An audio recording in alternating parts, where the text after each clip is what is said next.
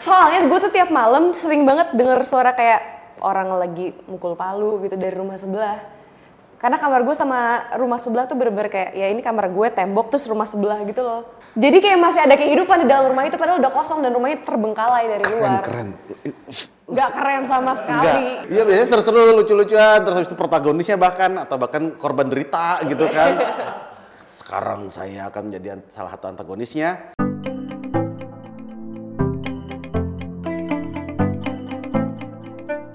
Film ini dekat sama masyarakat karena di sini tuh menggambarkan praktek penggandaan uang. Ya. Abis itu nyembuhin penyakit yang nggak di luar jalur medis gitu, maksudnya yang kayak tiba-tiba sembuh. Abis itu janji-janji manis lainnya dari dukun gitu, maksudnya hal seperti ini kan masih ramai di Indonesia ya Mas ya. Itu. Iya.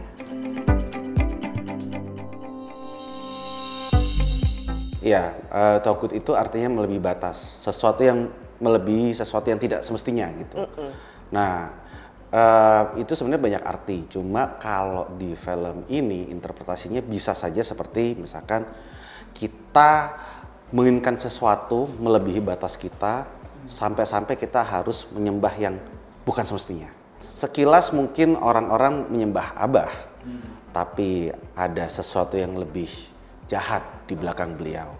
Dan kebetulan sekali saya juga dipercaya di proyek ini, di kisah ini sebagai salah satu yang ikut mengorkestrasi terjadinya penyembahan Abah dan kekuatan di baliknya. Untuk dari segi cerita sih mungkin alasannya bisa berbeda-beda ya. Tapi kalau dari saya pribadi, fase di mana masyarakat itu takjub dengan orang-orang yang dianggap sakti, dianggap pintar, itu sempat segitu hebohnya loh ya sebenarnya ya, sampai mungkin di awal-awal 2000 sampai 2010-an. Kalau sekarang kan mungkin zaman YouTube ya. Tapi saya pribadi waktu merasakan gitu loh bahwa hampir setiap hari itu kita selalu melihat ada berita tentang orang yang dianggap sakti, dianggap punya kekuatan yang hebat gitu, dan banyak yang memuja. Nah, di film ini rupanya ingin memotret tentang fenomena tersebut, tapi lebih jauh lagi, gitu. Pastinya dengan bumbu-bumbu horor dan surprise-surprise yang ya harus Anda saksikan nanti untuk tahu, gitu. Aku say yes sama judul ini murni karena aku suka banget sama naskahnya. Terus setelah aku tahu juga belakangan sutradaranya Mas Bobi Prasetyo itu luar biasa. Karya-karyanya selalu bagus-bagus. Terus masa iya sih aku melewatkan syuting bareng sama Mas Dennis? Kan nggak mungkin aku mau melewatkan syuting bareng sama Mas Dennis. Nah, bisa aja.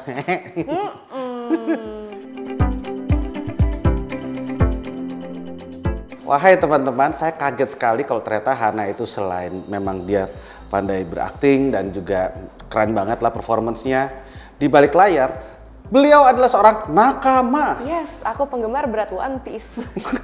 Dan disitulah akhirnya kami nyambung. Karena setiap kali kami sedang menunggu giliran syuting atau mungkin ya nunggu pas lagi hari break gitu ya, pasti ada yang bisa diobrolin gitu. Salah satunya adalah anime One Piece. Betul. Mungkin sama seperti remaja pada umur aku nih ya. Begitu ngelihat Mas Dennis langsung Mamet. Aku ketemu Mamet in real life gitu. Oke. itu first impressionku sih. Cuma aku harus tetap stay cool dong, nggak boleh kayak ya ampun Mas Dennis aku ngefans, itu kan nggak mungkin ya. Ntar dianya juga ntar gimana gitu ngeliat gue. Tapi ya udah gitu kayak oh Mas Dennis, hai apa kabar, saya Hana gitu, sok cool aja gue. Aku suka banget sama Ajeng karena dia sosok yang penyayang. Dan dia tegas, tapi aku kurang suka sama Ajeng karena dia kurang gesit.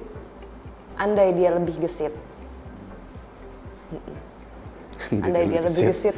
Gini, dia hamil ya? Iya benar. Cuma kan kalau dia lebih satset tuh. Iya. Iya. Aduh susah nggak bisa diceritakan guys. Iya Takutnya makanya. spoiler gitu Takutnya soalnya. spoiler juga.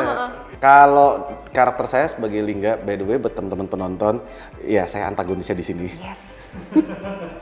Biasanya main yang seru-seru. Iya biasanya seru-seru, lucu-lucuan, terus habis itu protagonisnya bahkan korban derita gitu kan. Sekarang saya akan menjadi salah satu antagonisnya.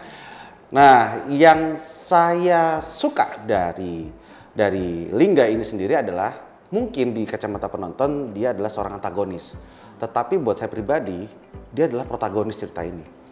Kenapa? Karena dia rela melakukan segala hal demi menyelamatkan keluarga dan desanya. Ya, masalahnya adalah segala halnya itu termasuk ya mengorbankan nyawa dan hal-hal tidak baik lainnya. Yang itu makanya saya tidak suka gitu dari Lingga. Jadi nanti detailnya seperti apa bisa ditonton. Tapi mudah-mudahan relate ya, karena ketika saya membawakan karakter Lingga ini di cerita itu sebagai antagonis, saya nggak membawakan sebagai antagonis. Saya membawakannya sebagai seorang pria yang bertanggung jawab ingin menyelamatkan orang-orang yang dia sayang dengan cara apapun. Dan mudah-mudahan itu relate buat semua teman-teman. Oh betul. Oh iya. 100% melelahkan. Pasti. Cuma cateringnya bagus kok di sana. Iya iya, alhamdulillahnya itu ya kita Terima makan. kasih Leo Pictures. Love you. Cateringnya enak.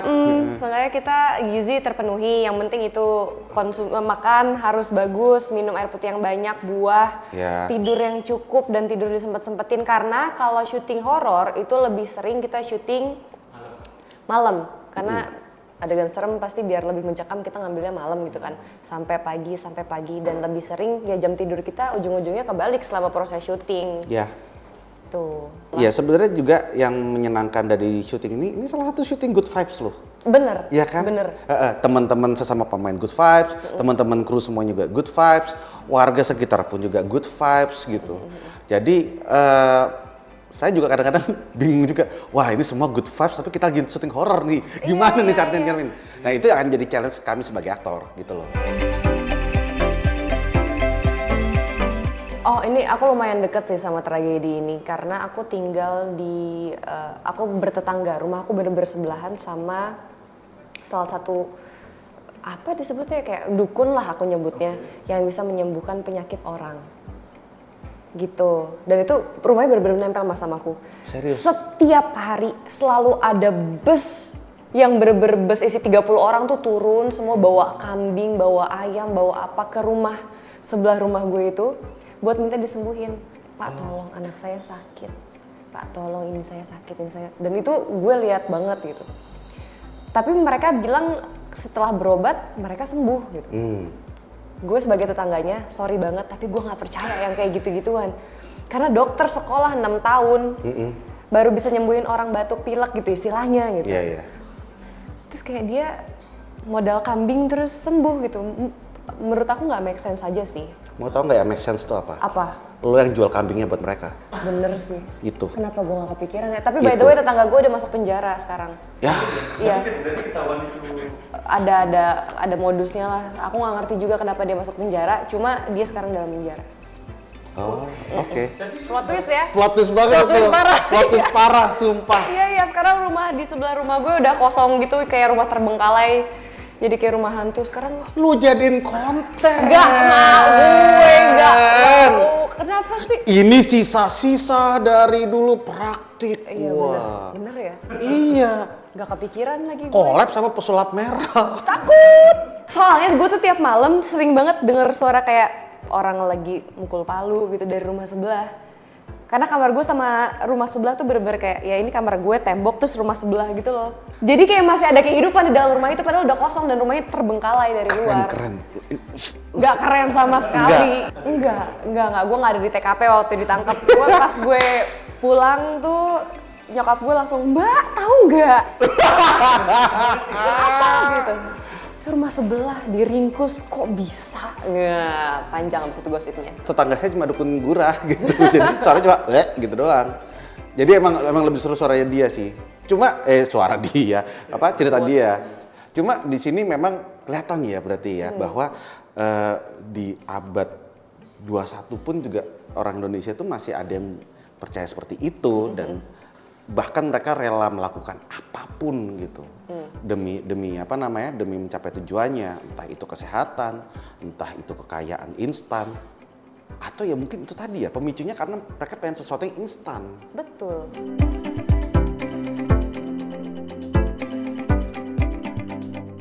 Oh, Nah itu. secara teknis untungnya alhamdulillahnya aku tidak dijambak beneran guys. Memang dijambak beneran, cuma nggak diseret langsung dari kepala, tapi aku pakai sling. Jadi aku dikaitin di bagian punggung terus ditarik. Jadi yang sakit ya punggungnya gitu, bukan kepalanya. Enggak. Masih ada yang lebih menantang lagi, tragedi. Mungkin itu tragedi finale ya, Mas. Oh iya. Iya. Itu Finale. di 10 menit terakhir kalau 10 itu. menit terakhir lah. Itu adegannya luar biasa Gitu. sih. Semuanya bombardir, semuanya berdarah-darah. Dan itu seru banget. Dan air Syutingnya mata. seru. Apa? Dan air mata. Iya bener. Nangis sampai nangis darah. Sedih banget, sedih banget. Seru, tegang. Dan kita porak-poranda banget tuh syutingnya ya. Iya. Parah. Itu ada di trailer kan?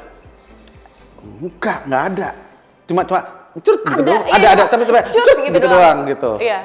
Dikit banget. Ada Dikit satu potong, 1 detik adegan itu ending. Oh iya.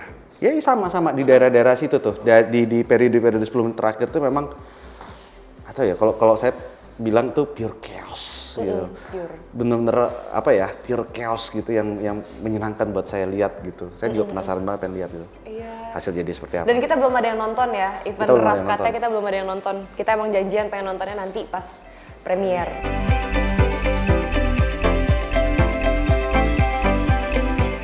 Ya intinya adalah memang sebenarnya kalau kita lihat ya itu film ini mungkin di awal-awal kemarin tuh agak ada yang salah paham gitu loh. Ada kesalahpahaman yang sudah kami luruskan dan sebenarnya tidak ada niatan apapun untuk menyinggung siapapun gitu loh. Menyinggung penonton maupun orang-orang ataupun agama gitu. Karena sebenarnya ketika kami syuting dan kami bahkan sebelum syuting nih baca naskahnya aja memang ini adalah sebuah film yang mengedepankan cerita apa ya supaya kita semua waspada sebagai manusia gitu loh. Jangan tergoda dengan hal-hal yang instan, jangan tergoda dengan hal-hal di luar batas, jangan tergoda untuk menyembah yang bukan patut disembah gitu loh. Berarti sebenarnya message-nya sama ya? Tetap sama. Message-nya tetap sama. Message itu sebenarnya tetap sama dan kita percaya bahwa itu adalah tujuan utama kami untuk ikut juga di film ini gitu loh. Dan mungkin karena kemarin ada kesalahpahaman mungkin di antara kami dan penonton akhirnya ya jadinya judulnya dirubah gitu. Terus kita udah ngobrol juga sama beberapa pihak bahwasannya kita menjelaskan sebenarnya konten film Togut ini nggak sama sekali tidak untuk menistakan agama, apalagi agama Islam. Rata-rata kita di sini semua agamanya Islam. Nggak mungkin kita mau join project kalau ini menjelek-jelekan agama kita sendiri gitu. Ya, tapi gini kalau misalkan masih ada yang skeptis atau masih nggak percaya dan segala macam, ya nggak apa-apa silakan. Tapi tolong tanya sama yang udah nonton film nanti. Yes, please tanya. Please tanya. Hai guys. Hai. Jangan lupa buat nonton film Togut Mulai 29 Agustus 2024. serentak di seluruh bioskop di Indonesia. Aku tunggu ya di bioskop. See you on screen. See you.